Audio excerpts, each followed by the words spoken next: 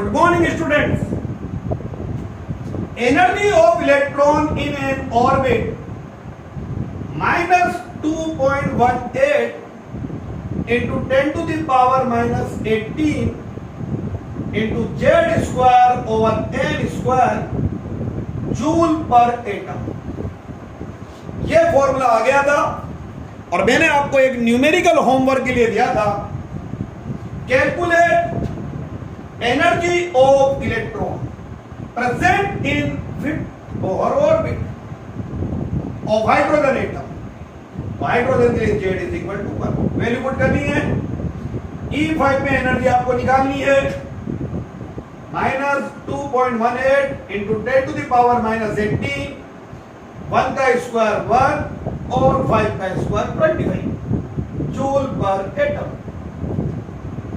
ये हटाया नीचे 20 तो E5 is equal to minus 25 से इसको डिवाइड करोगे 8 200.72 इंटू 10 टू द पावर ये ऊपर जाएगा माइनस तो माइनस 20 जूल पर एटम. लीजिए भाई ये कल मैंने आपको बता दिया था. 16 आप करेंगे तो ये आंसर आ जाएगा. ऐसे आप किसी भी इलेक्ट्रॉन की किसी भी ऑर्बिट में एनर्जी कैलकुलेट कर सकते हैं. इलेक्ट्रॉन की मैक्सिमम एनर्जी इनफाइनाइट पर होती है और उसकी वैल्यू होती है 0. Electron has maximum value of energy at infinite और वो होती है 0. यानी एटम में इलेक्ट्रॉन की एनर्जी के लिए साइन होता है नेगेटिव या negative sign of energy represent attraction between electron and nucleus. Electron और न्यूक्लियस में अट्रैक्शन होता है, इसको ये रिप्रेजेंट कर रहा है.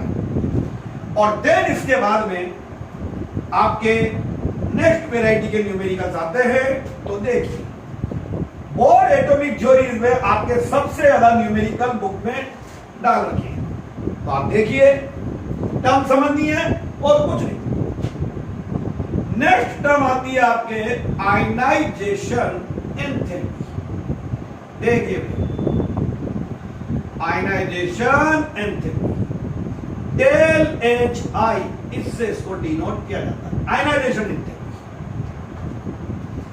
Energy required to remove electron. Energy required to remove electron from an isolated gaseous atom. Isolated हो गैसियस एटम हो is called ionization enthalpy. Energy required to remove electron. Remove का मतलब है इलेक्ट्रॉन को आपको कहां भेजना है? इनफाइनाइट पर. इनफाइनाइट पे इलेक्ट्रॉन भेजना है. Energy required to remove electron from an isolated gaseous atom is called ionization enthalpy. ये इलेक्ट्रॉन आपके 1 में प्रेजेंट है. 1 में है तो E1 हो जाएगा. ये N1 इज इक्वल टू 1 और N2 की वैल्यू होगी इनफाइनाइट. तो यहां एनर्जी हो जाएगी 1 और यहां हो जाएगी इनफाइनाइट. यहां आपको भेज रहा है. तो ionization enthalpy del H I is equal to E infinite minus E1. ये आपके पास में आयनाइजेशन एंथैल्पी आ जाएगी. कितना सिंपल क्वेश्चन होगा. Ionization enthalpy energy required to remove electron from an isolated gaseous atom is called ionization enthalpy. Question में कहता था आपके लिए calculate ionization enthalpy of hydrogen. जब बोले तो इसका मतलब आपको फर्स्ट ऑर्बिट से उसको रिमूव करना है हाइड्रोजन एटम. इनफाइनाइट पर एनर्जी आपको पता है 1 पर निकालेंगे. आप चाहे तो जूल में तो जूल में निकालिए. E is equal to minus 2.18 into 10 to the power minus 18 into Z square over n square joule per atom. ये एनर्जी होती है. हाइड्रोजन के लिए जेड की वैल्यू 1 और ऑर्बिट भी 1. तो ये भी 1 और ये भी 1. 1 का स्क्वायर 1 का square. That mean E1 is equal to minus 2.18 into 10 to the power minus 18 joule per atom. कोई दिक्कत ही नहीं है आगे. आयनाइजेशन एंथैल्पी के लिए इनफाइनाइट पर वैल्यू जो है वो कितनी है, 0। तो ionization enthalpy of hydrogen is equal to 0 minus 2.18 into 10 to the power minus 18, ये प्लस हो जाएगा। तो यहां एनर्जी रिक्वायर्ड होगी 2.18 into 10 to the power minus 18 joule per atom. ये आपको आयनाइजेशन एंथैल्पी की वैल्यू आ जाएगी। इसी में बुक में आपके हीलियम के लिए आयनाइजेशन एंथैल्पी पूछी है। तो आयनाइजेशन एंथैल्पी का मतलब है energy required to remove electron. Remove का मतलब है इलेक्ट्रॉन को आपको शिफ्ट करना है इनफाइनाइट पर, एटम से पूरी तरह से बाहर निकालना है। The energy required to remove electron from an isolated gaseous atom is called ionization enthalpy.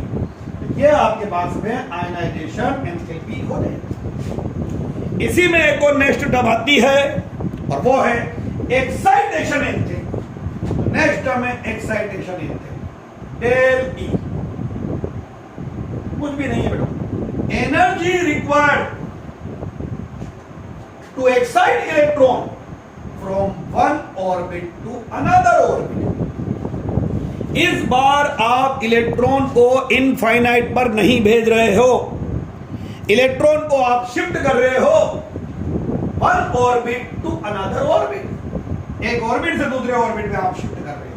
यहां शिफ्ट करना En1 एंड En2, डिफरेंस लेंगे तो del E is equal to En2 minus En1। इस बार आपका काम बढ़ जाएगा, आपको दोनों जगह एनर्जी निकालनी पड़ेगी। क्वेश्चन सुन लीजिए, बुक का क्वेश्चन है, वही बता रहे हैं हम आपको। Calculate energy required to excite electron from second orbit to fifth orbit of hydrogen atom. Calculate energy required। मैं आपको केवल हिंट दूंगा, बाकी काम आपको करना है। Calculate energy required to excite electron from second orbit to fifth orbit of hydrogen atom। Hydrogen atom में इलेक्ट्रॉन को आपको एक्साइट करना है second orbit to fifth orbit. और आगे काम और बढ़ाया तो उसने बोल रहा है calculate wavelength of radiation which is used for this transition. Calculate wavelength of radiation, देखो प्लांक भी ऐड कर दिया। Calculate wavelength of radiation which is used for this transition. इस ट्रांजिशन को करने के लिए जो रेडिएशन काम में ली है लियो, क्योंकि प्लांक क्वांटम थ्योरी आपने पढ़ रखी। इलेक्ट्रॉन को एनर्जी एब्सॉर्ब करनी है या इमिट करनी है तो in form of small discrete packet के फॉर्म में लेगा। तो वो जो रेडिएशन ले रहा है उस रेडिएशन की वेवलेंथ क्या है वो भी आपको कैलकुलेट करना। आ जाइए भाई, आप इसके लिए क्या करेंगे, मैंने ये बनाया। तो N1 की वैल्यू तो है 2 और N2 की वैल्यू है 5। तो ये तो हो जाएगा 2 और ये हो जाएगा 5। देखिए बेटा, तो पहला काम तो आप इजीली कर सकते हैं। फॉर्मूला सजा हुआ है, सबसे पहले एनर्जी का फॉर्मूला अब तक याद हो चुका होगा। 2.18 into 10 to the power minus 18 Z square over n square joule per atom. मैं आपको केवल हिंट दूंगा, आपको उसी हिंट से क्वेश्चन को सोल्व करना है। फिर आप लेंगे E2 की value minus 2.18 10 to the power minus 18 into hydrogen है तो जेड की वैल्यू 1 का स्क्वायर 2 तो 2 का स्क्वायर 4। ये हो जाएगी equation first. Joule per atom unit चलेगी। देन आप E5 की वैल्यू लेंगे तो minus 2.18 into 10 to the power minus 18 1 का स्क्वायर 1 और 5 का स्क्वायर है 25। Equation number 2। दोनों वैल्यू आप इस इक्वेशन में रख देंगे तो आपके पास में एक्साइटेशन एंथैल्पी आ रही है। Del E is equal to E5, पहले G5 आएगा, इस जगह पर पहले आएगा E5 माइनस E2। E5 की value minus 2.18 10 to the power minus 18 1/25 minus minus plus 2.18 10 to the power minus 18 और ये हो जाएगा 1/4। इसमें प्लस की वैल्यू आप आगे सोच लेना और माइनस की वैल्यू पीछे सोच लेना और आप कॉमन भी ले लीजिए।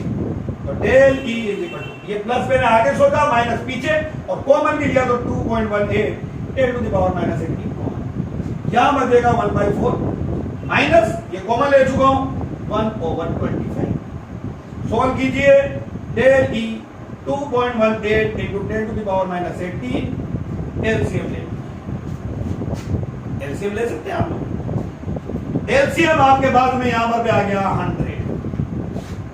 100 एलसीएम ले सकते हैं। तो इधर को आएगा आपके पास में 25 और इधर आएगा 4। then del E is equal to 2.18 into 10 to the power minus 18 into 21/100 और इसको आप सोल्व कर लेंगे। ये आगे का काम आपके लिए, ये मैंने छोड़ दिया। वैल्यू आपको हमें पता है आ जाएगी, 21 को उससे मल्टीप्लाई कर देना डिवाइडेड बाय 100 या इसको इधर ले लेना, आंसर साइंटिफिक नोटेशन में ले लेना। ये तो आ गया आपके पास में energy required for the excitation of electron from second orbit to fifth orbit. Then अगला वाला ये आपसे हो जाएगा आराम से solve, unit joule per atom हो गया है। नेक्स्ट वाले पार्ट में calculate wavelength of radiation which is used for this transition. तो हम लिखोगे according Planck quantum theory del E, ये जो एब्जॉर्प्शन हो रहा होगा is equal to SC over lambda. Lambda आपको कैलकुलेट करना है रेडिएशन का, तो एससी ओवर डेल। एच की वैल्यू 6.626 10 to the power minus 34।